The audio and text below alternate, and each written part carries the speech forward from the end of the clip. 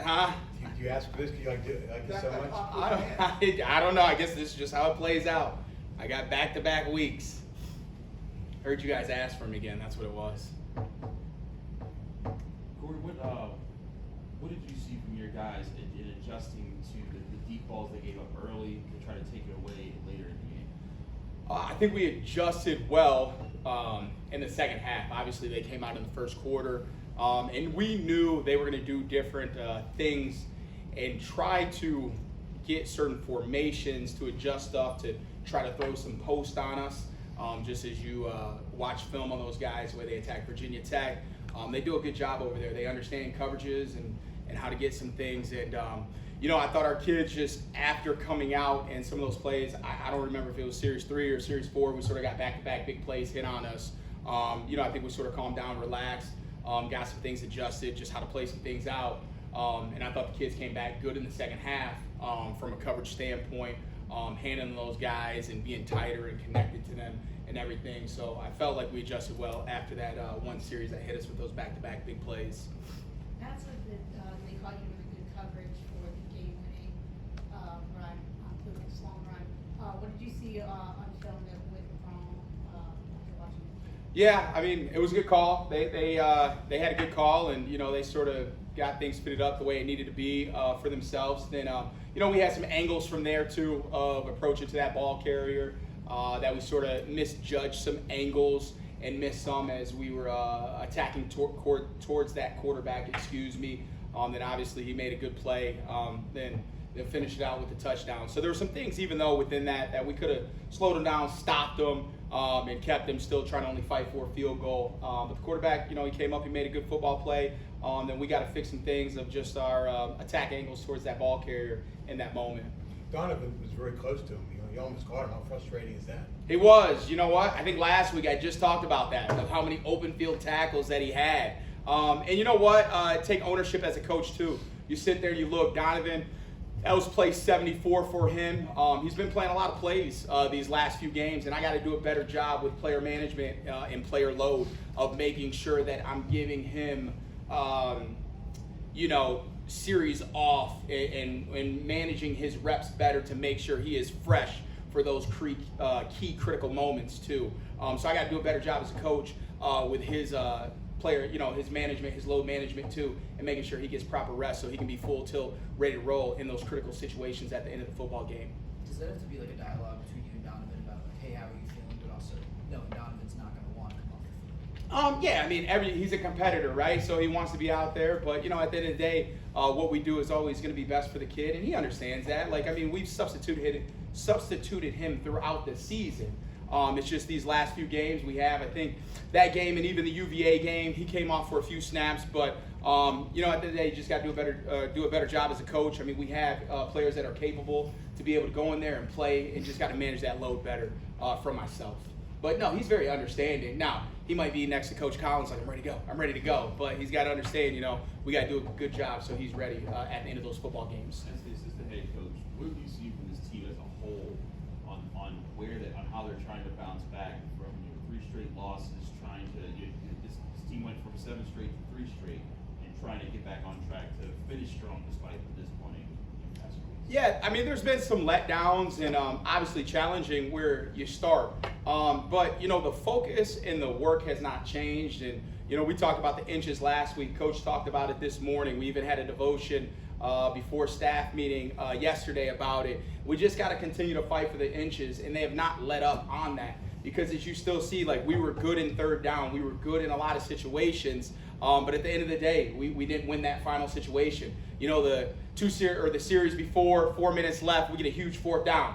We won that one right there, all right? You can't get too high, you can't get too low. Coach Junker would always say it to this football team when he was, here, working here. And just like that, you win those inches right there, you got to come back and be ready to win the next set as well. And you know what? The kids approached just like they did last Tuesday. They approached today with the same mindset and the same work, okay? Because at the end of the day, we're still working to finish the season out right, to send seniors out on the right page, and finish the season off on the right path. So the kids have still worked hard, even with adversity. You could have sat there and said, we lost 2 in a row and you're playing Clemson.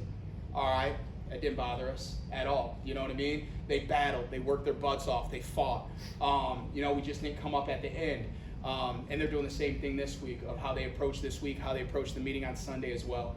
You guys have had, you guys elect your leaders at the beginning part of the year and the obvious captain. Who are some of the newer faces or players that maybe you weren't sure if they were leaders at the beginning of the year that have kind of emerged throughout the season?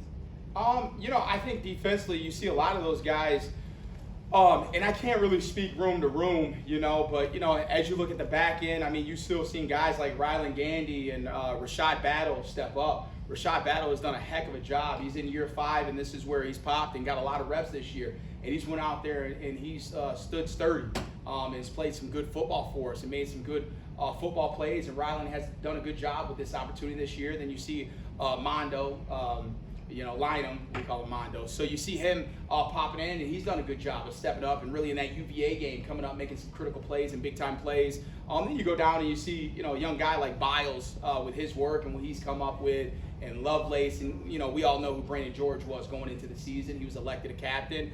Then you see, Kyle Lewis too. Again, I think I said it last week. You guys get up here, Kyle Lewis might be some coaches in here. Like that kid is in here first thing, watching film in that linebacker room. Then you just continue to see how the defensive line is just continue to work and grow and get after quarterbacks and hit those guys and pressure those guys and force some hurries for us. So you've seen growth throughout this defense from week 1 all the way till now throughout the season. So, I think with a lot of guys on the field as well as guys that may not be playing as much or the role players, what may be, they're still pushing that envelope. And in general, I think we just push each other defensively.